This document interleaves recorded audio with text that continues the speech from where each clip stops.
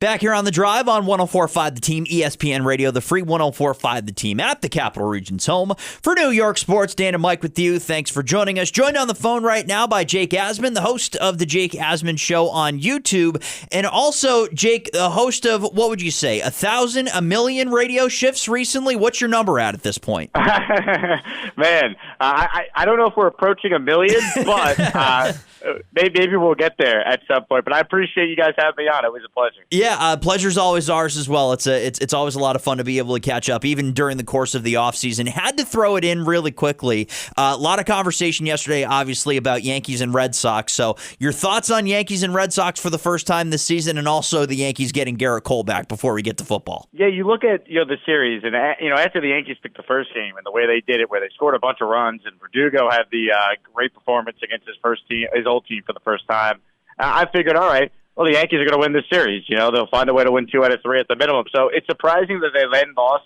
the next 2. You had a poor start from Carlos Rodon. Marcus Stroman wasn't exactly very sharp in the Sunday night game. But really, uncharacteristically, the Yankees did something they just haven't done a whole lot this year, which is basically leave a lot of runners on base, a lot of runners in scoring position. Like, so far this year, I think the biggest difference with this Yankees team and the team last year is when they get guys on, they've been getting them in. They've hit really well with runners on base, runners in scoring position. And it's only 2 games. You don't want to make too much of it, but they obviously didn't hit a ton. And now you get set for a big series against an Orioles team later that, despite how well the Yankees have played, Baltimore is still right there chasing the Yankees within a couple games for the division. So it's a big series in June, and obviously getting Gerrit Cole back, it should excite every Yankee fan. I love the fact that they're letting him pitch in this one on Wednesday, and look, he looked really good in the minors, and you might as well, if you're going to use live bullets from the best pitcher in the world, use those live bullets in a game that actually counts that can help the Yankees. So I'm excited to see what he can do tomorrow. Yeah, same. Absolutely the case here. We're curious to see how it goes, and not a bad stage to be able to throw him out on to handle the Baltimore Orioles. But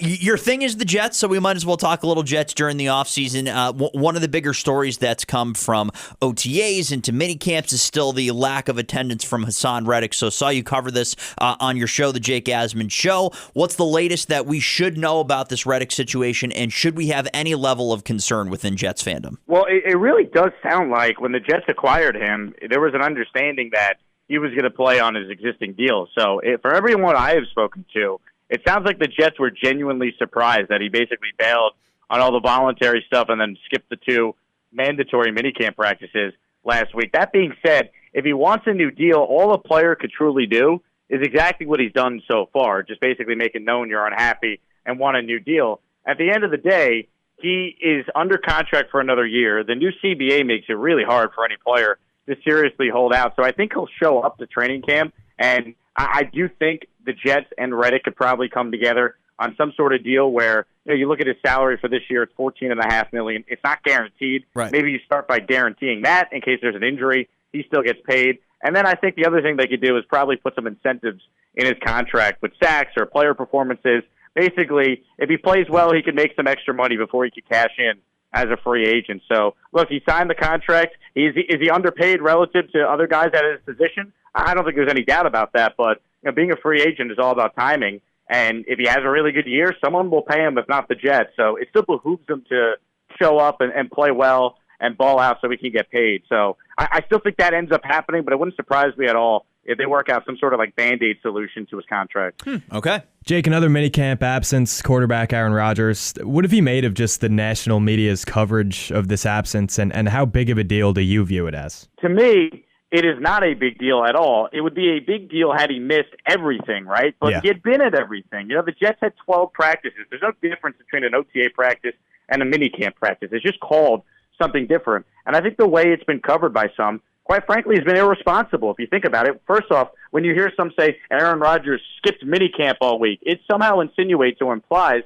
that minicamp is longer than just 2 practices. If it's so important, why did the Jets cancel the originally scheduled 3rd practice for that Wednesday of minicamp and shorten it to just 2 days? So I'm not going to sit here and say, I'm thrilled that he's not there. I think ideally you want all your players there, but I think if you're Aaron Rodgers and you've been to everything since you've been a Jet for the last 2 years. You were voted most inspirational by your own teammates for trying to come back last year. You took a $35 million pay cut before the year even started last season, largest pay cut in team sports history. it's not the best look. I'm not going to sit here and say it is, but at the same time, the way it was covered, like Aaron Rodgers is his bad teammate and he's selfish and he doesn't care about winning. It's like a couple of years ago, Tom Brady missed 11 days of training camp, and it seems like no one batted an eye. And here's Aaron Rodgers missing, 2 padless practices in June, and it's like, the ultimate, takedown of his character. So I think it's silly, it's overblown, and when the Jets start training camp on July 23rd and he's there, it's going to be a complete non-story. It already is, but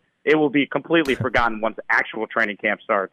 Do you lay any of the blame on Robert Saleh and kind of how he handled it with the media, calling it an unexcused absence? The way he worded it, I think, made it a bigger deal, right? I think if you just hear the words unexcused, you're like, huh? And then you quickly rush to social media or your talk show and you fire off your take on Rodgers because you're not probably paying attention to the Jets and you're unaware of some of the things I just said about how he had been at 10 of the voluntary practices. So I don't think Saleh did Rodgers any favors with his wording. That being said, ultimately, if Aaron shows up, it's not a story. So I don't want to completely just blame the coach for, basically just trying to coach the players that are there. But I do think if Saleh could have that one back, he probably would word it differently. If he had just said, hey, just a heads up, guys, Aaron's not here. He had given us notice weeks ago he wasn't going to be here. We're in complete, we're in complete contact with him. He told us about this.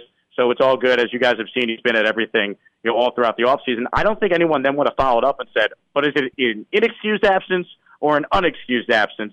So, or an excused absence, I should say. So because he used that word, I think it kind of created, the quote-unquote firestorm that it was. Jake Asman with us here on The Drive on 104.5 The Team, ESPN Radio.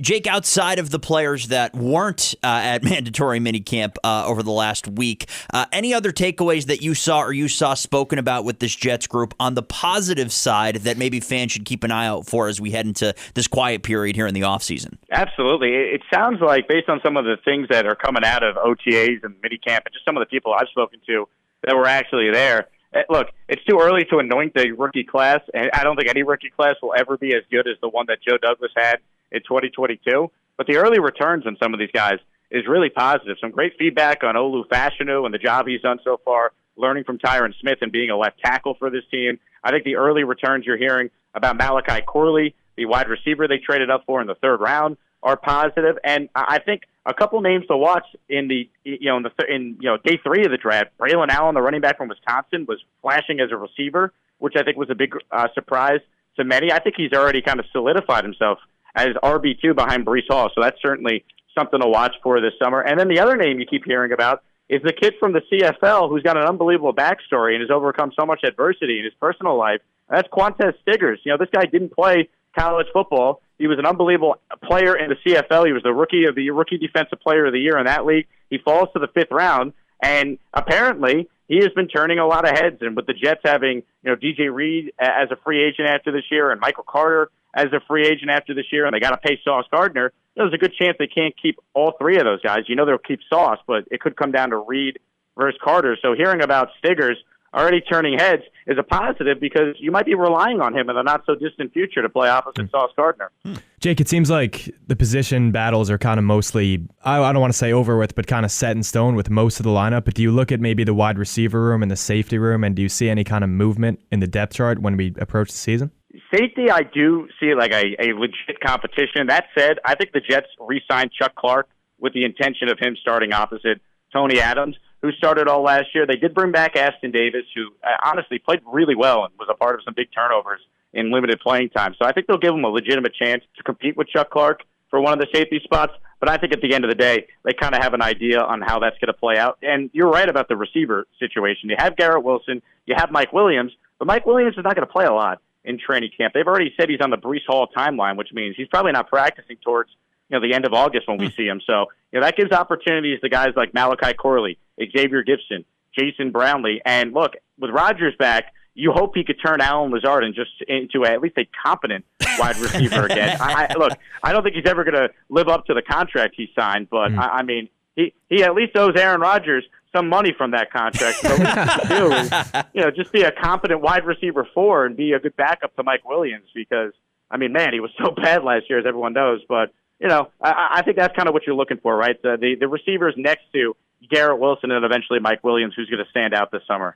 Do you think Malachi Corley enters the season above Lazard on the depth chart? I know the Jets, they had them 4 on their board and they loved him, but do you see them really moving Lazard down to 4 even on that contract? I think it's interesting because the one thing with Lazard, he doesn't play special teams, right? So if he's clearly getting beat by a bunch of the guys that do play special teams, including Jason Brownlee, oh, by the way, there's a chance Alan Lazard could be a healthy and active. And at that point, did you think about just releasing him? Because if he's not going to play special teams, and the kickoff is so much more important now with the new rules, there is a path for him to not play at all. So I think they're going to give Lazard every opportunity to be, one of the quote-unquote starters or one of the key, depth backups for this team. But, there's no sugarcoating it. He was terrible last year, so he's got a lot to prove. And I think they're trying to kind of build up his confidence right now with some of the comments that Saleh has made and Hackett has made and the new wide receivers coach, Sean Jefferson, has made. But at the end of the day, if he doesn't play well, I think there's a scenario where he's not only on the bench, but he might be a healthy and active on game days. Man, okay, that'd be quite the turn of events for Aaron Rodgers' guy. But Jake, I'm sure you've dove headlong into the schedule here this year, based on what you know about the AFC East, and kind of the challenges with what the Jets are facing. Is there a win range that you're looking at in 2024 that seems to make sense to you? Look, I keep coming back to the fact that this team the last 2 years has basically proven with no quarterback, they're a 7-win team, right? They have a 7-win floor based on their defense, based on their special teams, which, by the way, no one talks about how important it was that they re-signed their kicker and punter and Greg Zuerlein and Thomas Morstead, who both were, honestly, you could argue they were team MVPs for this Jets team, as sad as that is, a year ago. But, when you just look at the talent on this team, health being the biggest, and we all understand that. But if you tell me Aaron Rodgers could play 14 or 15 games, and you got a legitimate backup in Tyrod Taylor, who should give you a chance in the games that, let's say, Aaron can't play in, I don't see why the Jets can't go from 7-10 to at least a 10 or 11 win team. And you look at the division, I don't think the Bills and Dolphins have gotten better this offseason. You want to say they're still better than the Jets because they've proven it more?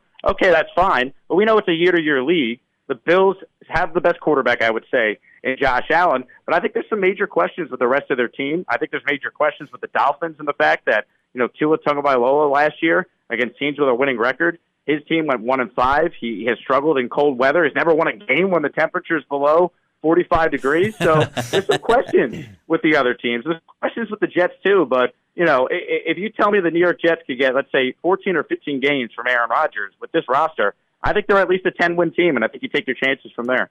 Yeah, 0 wins and 11 losses for Tua under 40-degree weather. That's one of my favorite stats. That's a bit more than a coincidence at that point, I would say. But speaking of Tua on the Dolphins, Trevor Lawrence just got that 5-year, $275 million extension. How do you think that affects the Dolphins' approach into maybe extending a guy like Tua? Yeah, I think honestly the impact is, well, that's kind of like the starting point now for Tua, as crazy as that is. I mean, he made some comments a couple of weeks ago saying, the market's the market. We saw Jared Goff sign for $53.5 million per season, and now with Lawrence signing at $55 million, tied with Burrow for the most in football, I definitely could see the scenario where Tua's getting in that range. And look, the Dolphins are going to get clowned for it, but it's kind of one of those things where if you don't pay him, where are you finding a better quarterback option? And that's kind of the issue teams have. They kind of get stuck. It's like, we have a guy who's good. We don't know if he's great, but now we got to pay him like he's great just because that's the going rate. And some teams end up getting screwed over by that. But I guess you could argue it's better than the alternative of you don't pay the guy, and then you got to start over and try and find a different quarterback, and there's no guarantee that guy ends up being as good as the guy you have now. So it's really a tough spot they're in. And, as a Jet fan, I'll tell you guys that I hope they pay him $60 million a year, right? Because that's not great, and that might hamstring him. So, when Lawrence signed his deal, you're thinking, okay, now what's Tua going to get? I think that was a lot of people's reaction. Jake, and as a Giants fan on the show, I hope that the Dallas Cowboys do the exact same thing for Dak Prescott. Pay him $70 for all I care in that mindset. I'm right there with you. He's Jake Asman. Again, subscribe to the Jake Asman Show on YouTube. You can get up-to-the-minute updates on the Jets, thoughts, commentary, all those kind of things. Follow him on Twitter at Jake Asman. Jake, where on the radio waves can we hear you coming up if you know yet? So I will be on ESPN Radio tomorrow night. So that's Wednesday night from 7 p.m.